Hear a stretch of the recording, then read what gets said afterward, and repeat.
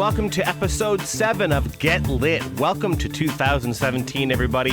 I'm Jamie Tennant. I'm the host of this here program, and today we've got a really long interview, so I'm going to get right to the chase. I suppose you don't get to a chase, you cut to a chase, but same thing. So we are going to listen now to my interview with Sean Michaels.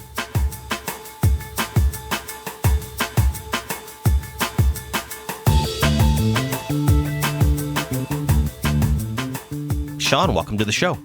Well, it's a great pleasure to be here. Thank you. I'm super happy to have you on the phone. Let's talk a little bit first about who you are, a little bit about your history. You were based in Montreal, born in Scotland, though, correct? Yeah, that's right. Whereabouts? I was born in Stirling. Mm-hmm. Actually, my dad. I feel the need to mention that I turned up in Scotland because my parents, who were both Canadians, went there when my dad was working on his PhD. But that degree started at McMaster, in fact. Nice. It was kind of he was lent out to the University of Stirling, which is how I came to arrive in Scotland. That's a very nice little coincidence, actually. That's great. My family's from Perth, so I know a little bit about that neighborhood of Scotland as well. So yeah, it's a nice set. I mean, I lived there again a few years ago, and it's just really nice to kind of experience different ways of life that aren't that far removed from what we know here in central Canada. No, that's for sure. Have you been all over the place, or are you mostly based out of Montreal for most of your life? I grew up in Ottawa, in fact. Okay. So that's where my parents still live, and that's where I went to high school. Now, you started writing, I'm guessing, as many of us who try to put words on paper did, from a young age, correct? Yeah, since a kid, I was always a bit of a storyteller. I really wanted to be J.R.R. Tolkien throughout most of my youth and adolescence. Now, was novel-length creation always something that was of interest, or did you dabble in different forms when you were a kid and just write whatever came out? I was always writing novels. Of course, you know that when you're 14 and writing a novel, that's probably just 20 pages. And you're like, here I go. Or whether it's finished or not, you think it's book length. Yes. I don't know if I learned the word novel until I was like 16, but certainly I wanted to write chapter books. Now, you actually started writing in a completely different way, though, when you came to bringing it to the public. The blog Said the Gramophone. How long have you been doing that now for? So Said the Gramophone was founded in 2003, so 11 years ago. And it was a funny thing because I was at McGill and I was doing some music reviews, both for the university paper and then for a website I started. With some friends, just doing my first, just out of interest. I liked listening to music and I liked writing, so I started writing about music. But I had no aspiration whatsoever to be a music journalist in any way. I did want to be a writer, a fiction writer, maybe a novelist, but I definitely didn't imagine myself becoming a critic. But I had started writing these reviews just casually as a hobby, and then started this blog in 2003, and it was one of the first MP3 blogs. So a music blog where you post a song that people can download or listen to alongside reading about it. And the blog took off. It really exploded in a right place, right time kind of way. And in the years since then, kind of as a result, I think in large part from Said the Gramophone's early success, I found myself a professional music critic, and I've been working at that full time now for about 5 or 6 years. Now, of course, during all this time, you had not abandoned your other dreams of becoming Tolkien, or more literally, more realistically, becoming an author of fiction. You were working on things, and you gave me some great, I mean, as a fellow writer, and I had sort of divulged to you what I was currently going through. You gave me some great words, and thank you for them, by the way. They were very encouraging. But the thing that you said to me that was interesting was one of the best things and most awful things that happened to you was not finding a home with a publishing company for your first book. So obviously that suggests to me that you have been working on stuff all throughout if not your whole adult life, at least for the last decade, you've been working on things. Yeah, since leaving university, which was 10 years ago, I've really kind of quite seriously been working on book things. And so the first novel that I worked on tried and finished. I worked on something that never saw the light of day. It remains in a drawer here, but became a real kind of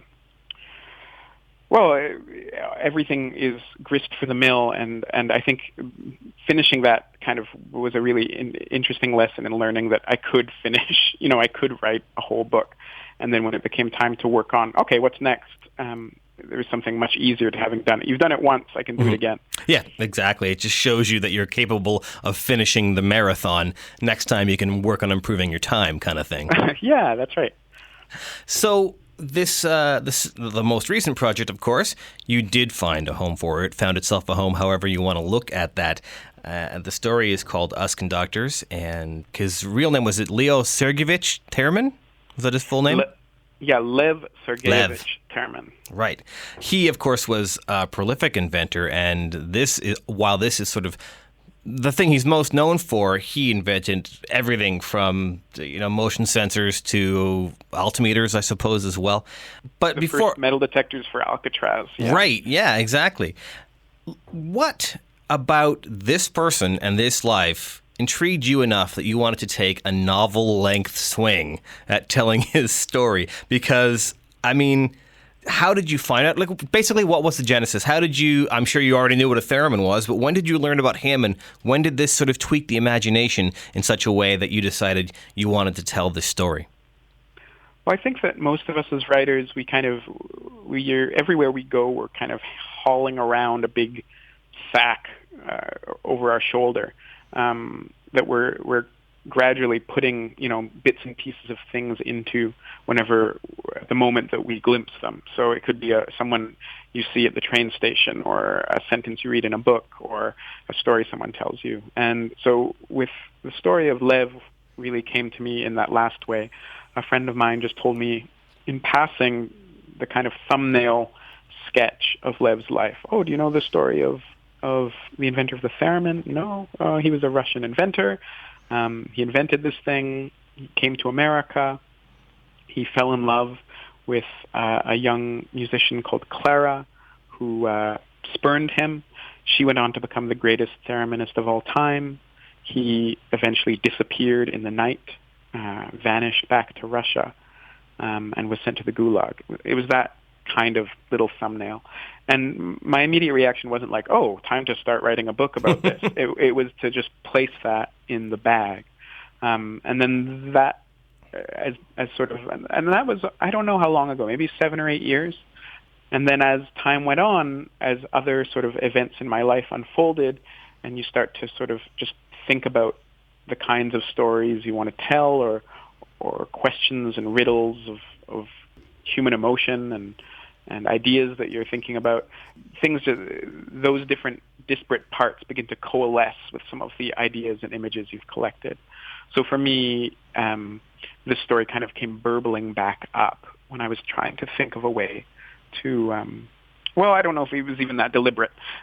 Suddenly I found myself searching for a story to write, and I had all these other things I wanted to explore about true love and duty and disappointment and maybe invention or self-invention. Mm-hmm. And Theremin's story just kind of vividly rose to the top of the heap when I was thinking about those issues. I don't know. It's an odd thing. There's an infinite number of stories to tell in front of you, and so I think that as a writer, when figuring out which of those stories to work on it really relies on both the power of the tale and then its kind of intersection with your own heart and where you're at on one particular morning when you sit down to begin that first page. Yeah, I think that's true. And I don't think people who don't write, non-writers, don't really understand. I think there's a perception that authors come to ideas and it's all fully formed. The themes are there, the plot is there, it's all there. And they don't realize that perhaps you find a storyline that fits what you just said, themes you wanted to explore, or you have themes and you sit down and that's what your plot comes from. You're like, I really want to talk about this. And then you find your characters begin to do things that you didn't plan at the beginning, but it all comes from, it's all guided by, you do have a vision, it's just, it's kind of like having your glasses off and walking down the street. You can't always see what you're heading towards until you're right on top of it, but you know what street you're on. You know what direction you're going in. Yeah, that's exactly right. I mean, people are always saying, if you're a writer, you meet someone at a party and they're like, oh, my uncle had a really fascinating life. Let me tell you about my uncle's life. And it might be a crazy and interesting story, but at a certain point, at least if you're writing anything that hopes to be anything close to literature or whatever, just something that resonates a little bit beyond the twists of the plot, you have to know what the story's for. Yes. You know, like why are you writing this? What's it for? What's it communicating besides just the ambulations of this crazy uncle? And so, yeah, I couldn't write this story until I had a sense of what I was writing for. Absolutely makes sense. Now, so you decided for the first novel you were going to publish to take on writing about a real person. Tell me a little bit about how you even begin to do that. Was that daunting in some fashion? I mean, it's not like his mother is going to call you and complain about the way you've portrayed his life, but nevertheless, it must have been a little bit frightening to think, okay, now I'm going to fictionalize a real guy. Well, there was definitely at the very beginning of the process, before I even got kind of ankle deep, I was like, okay, let me look into the laws. Let me Fair. see, if this is allowable. And of course, it's completely, so much of literature and art is based on telling the story of true or lying about true things that happen. But really, at a certain point, I began researching the book before I knew I would write about it. Right. I was kind of like, well, let me learn more about this story and see what comes from learning more. And so there's a wonderful nonfiction book, a biography about Theremin, kind of this one definitive academic book. That if you want to understand the true story of Theremin's life, it's certainly the best resource.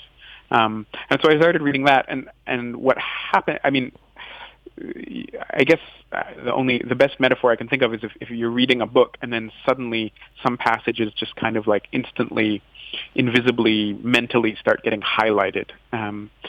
Things, you come across details or aspects of his history, and it was just like certain lines kind of glowed. In that they both seemed interesting and seemed to kind of connect with each other and connect with some of the ideas that I was having. Right. And so by the time I had finished reading that whole book, I had a whole bunch of like kind of glowy ways. Like it was almost like you'd found a whole bunch of stars and you can begin to see the constellation that connects them.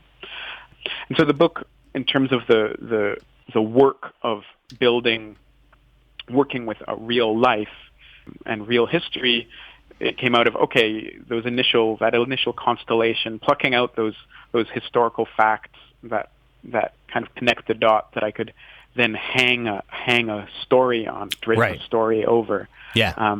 And then most of the fabric of the story becomes invented, is stuff that I've written, invented characters and made up every conversation and every room and every monologue and every, all of this stuff has to come from the imagination, but this imagination is kind of draping itself over these true points.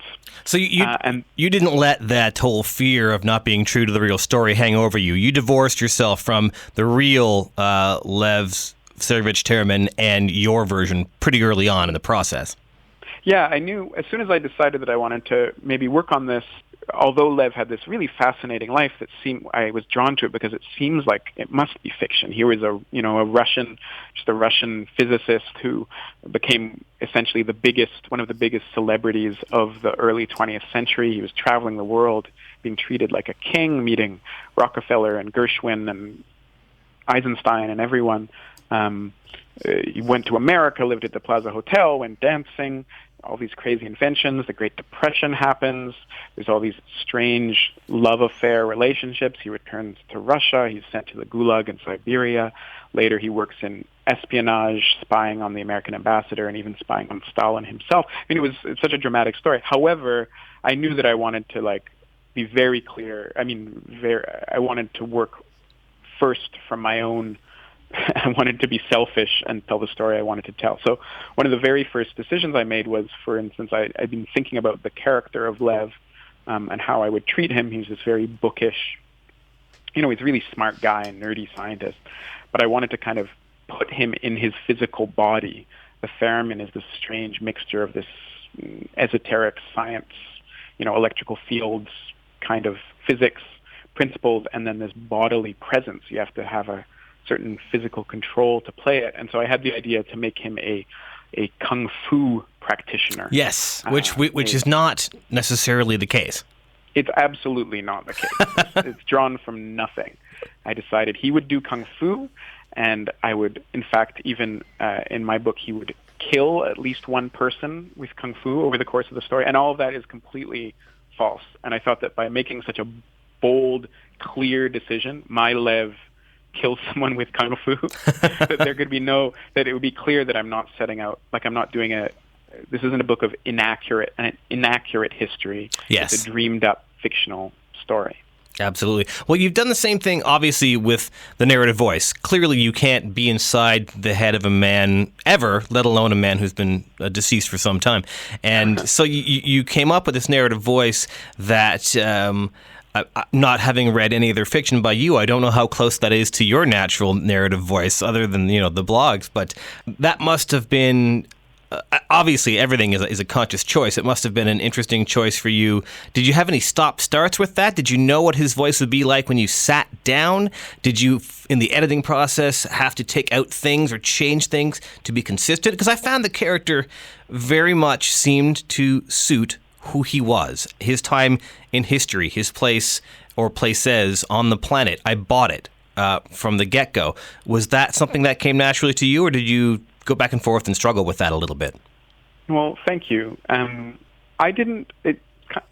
It was a very. I would say that the book is in the first person, and it's Lev writing to Clara, this woman that he really fell in love with. And the book is sort of split in two parts, and they're kind of two letters that he's sending to Clara, but that she may never receive.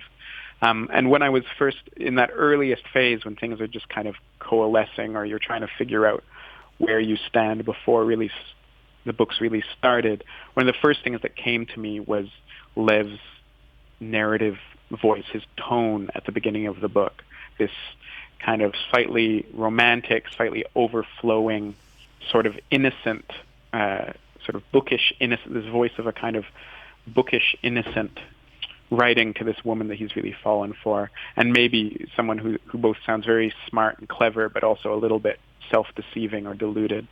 So that came to me it was very important that it came to me so early. However, I also knew that with this book, it travels a wide emotional territory. And the second part of the book, which takes place at a much darker time when Lev has been a prisoner in the Soviet Gulag, I knew that I wanted his voice to be different when he's writing from that place. Which it is, so, definitely, yeah. Thanks.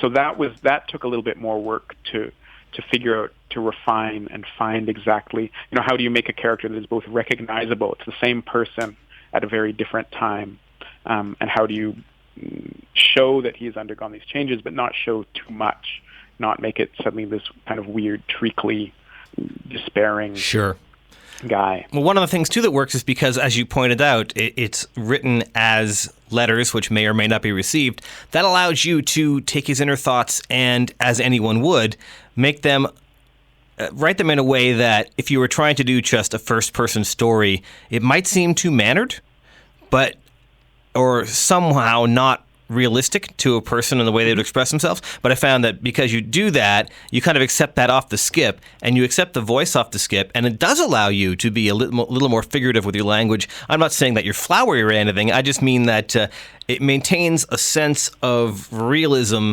that you probably attained without having to try too hard to make him sound realistic, because he is writing letters, and you're able to give it a little bit more in that way. Yeah, you have a sense of who's writing in this way, who's using this metaphor. Oh, it's this person. There's some of that, maybe. Now, for all the intrigue in the story and for all the interesting things that happened to him, the crux of this story is the love story, the almost requited love story, I suppose you could say, between theremin and Clara, who eventually becomes Clara Rockmore. Did you know again from the beginning that that was going to be sort of the through line, the crux? I mean, obviously you must have had an idea since you were writing a letter to her for the whole story. Yeah, I mean, I think one of the odd ways that this story came together for me is that I had heard, as I said, my friend told me this thumbnail version of Lev and Clara's life, which was of this, this beautiful unrequited love, or unconsummated love, this true love that kind of never quite worked out. And then I read this book by Glimsky, the biography, which really made it clear that their story had a lot more complications. There was a lot of stuff that kind of interrogated or challenged that version of the Lev Clara true love story, and made it a little bit less obviously such a nice tale. I don't want to spoil anything, but let's just say that there's some other women in Lev's life, yes, and I guess at least one other man in Clara's life that kind of interfere or interact with them. And then I watched this documentary by Steve Martin, the other Steve Martin. Yes. There's a documentary about Lev that came out about 10 or 15 years ago, and it too kind of paints this beautiful look at this sad, beautiful love story it was again kind of that tale of true love. And so I found there was something really interesting and odd and worth exploring in the contradiction between this beautiful arc of kind of true love and destiny, and then the kind of messy reality that questioned it. And so that is one of the main things that I was really drawn to exploring in this book, which was painting a portrait of a relationship that is both kind of dressed up in the trappings of true love and this kind of the universe kind of gesturing, or your heart, the character's hearts pointing them towards this other person. And then the idea that sometimes when it seems like the universe is doing that pointing, or that your heart is telling you to do that maybe that's not entirely trustworthy. There's something actually unreliable about it. And furthermore, what I eventually discovered in the writing of the book was not just was I talking about like a kind of lying true love, a true love that feels true but is maybe a bit of an invention. Mm-hmm. I was also looking at the way that this could be weirdly a powerful force for good, in that Lev, at a certain part of his life, there's very little getting him through the days. He's a prisoner in awful circumstances, and it's his feelings for Clara that are kind of the thing that allows him to survive it. And so it's to me, it was a really interesting paradox that the very thing that, at least in my fictional version, that is getting him through is also maybe a fiction.